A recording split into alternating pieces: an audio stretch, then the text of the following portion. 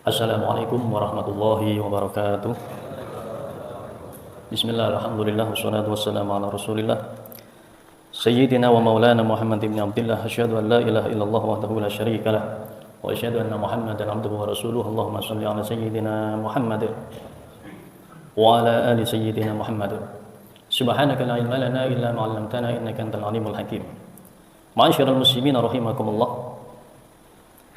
An Wahb bin Munabbih Al-Yamani, diriwayatkan dari Wahb bin Munabbih Al-Yamani. Wahb bin Munabbih ini pemuka tabi'in, orang yang sangat alim, orang yang ahli ibadah.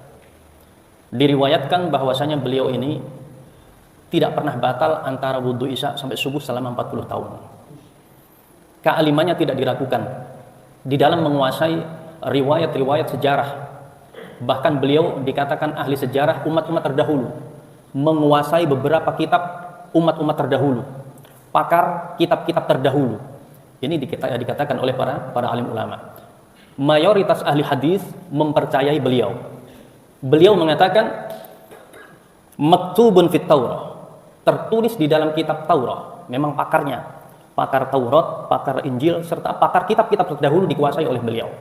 Beliau mengatakan tertulis di dalam kitab Taurat apa? Al-harisu faqir. Sifat tamak rakus itu adalah kefakiran. Kefakiran. Wa in kana malikud dunya, meskipun orang tersebut itu mempunyai harta benda yang berlimpah menjadi rajanya di dunia, akan tetapi kalau mempunyai sifat tamak, maka dia itu adalah orang yang fakir. Orang miskin, orang fakir. Orang fakir itu, orang rakus itu kan memang fakir. Dia sudah punya akan tetapi merasa kurang dan kurang. Meskipun dia punya satu gunung Uhud emas, dia akan mencari emas yang lainnya. Memang rakus. Kita akan tahu, sudah paham bagaimana orang yang rakus. Meskipun stok makanannya di rumah itu penuh, tetapi dia rakus, ya kita tahu sendiri apa yang dia lakukan. Masyarul muslimin rahimakumullah. Tamak, rakus, itu pada hakikatnya dia adalah orang yang fakir. Tidak bisa menikmati kekayaannya. Wal muti' lillah mudha'un linnas. Dan orang yang taat kepada Allah, orang yang di situ takwa kepada Allah, benar-benar menjalankan perintah-perintahnya Allah, tidak pernah bermaksiat, tidak pernah melanggar syariat-syariatnya Allah, maka dia akan ditaati oleh Allah. Wa in kana mamlukan, meskipun dia itu adalah seorang budak.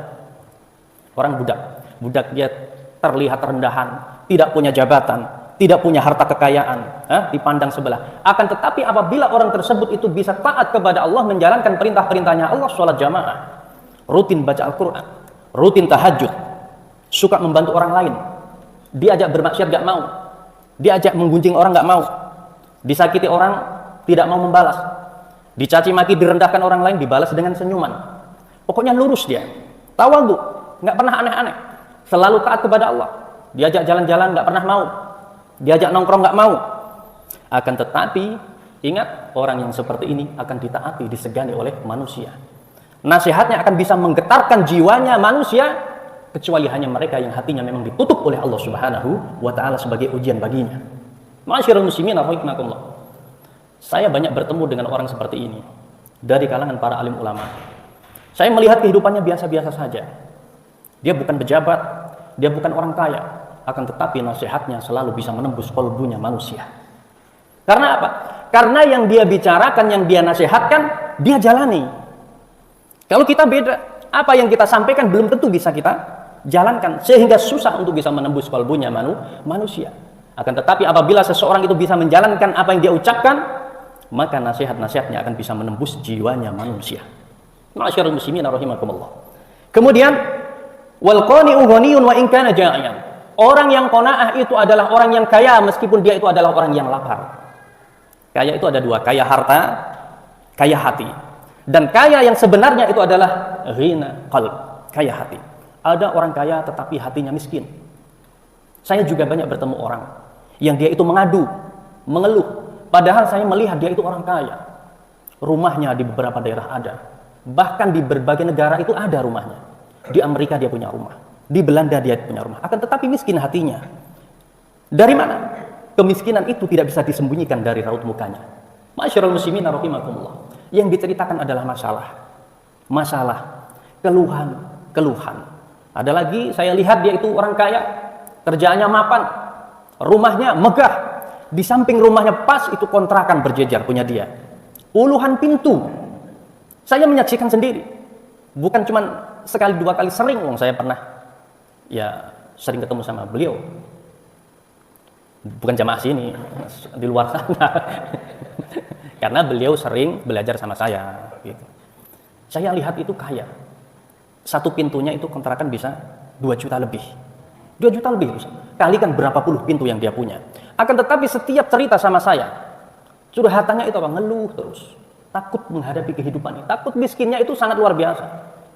Takut nanti bagaimana ke depannya. Takut nanti anak-anaknya bagaimana ke depannya.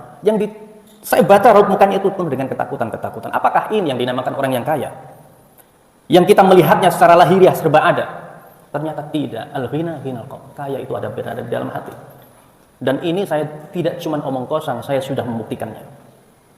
Saya sudah membuktikannya. Meskipun dia adalah orang lapar, kata Wahab bin Munabbih. Wa in kana ja'ian, meskipun dia itu orang lapar, tetapi dia punya kebahagiaan, dia punya kekayaan hati yang tidak bisa dimiliki oleh orang lain. Masyarul muslimin rahimakumullah. Beberapa tahun yang lalu saya sudah mencobanya. Di saat saya sedang menghafalkan Al-Quran sudah khatam. Saya butuh waktu untuk lebih memantapkan hafalan itu. Saya cari tempat, saya cari suasana baru, tidak kenal dengan orang, hidup seadanya. Makan sehari 1 kali. Tetapi saya menemukan sebuah kenikmatan yang sangat-sangat luar biasa sekali. Menemukan kebahagiaan, kekayaan. Saya tidak ada beban apa-apa. Nggak ada beban harus membayar listrik.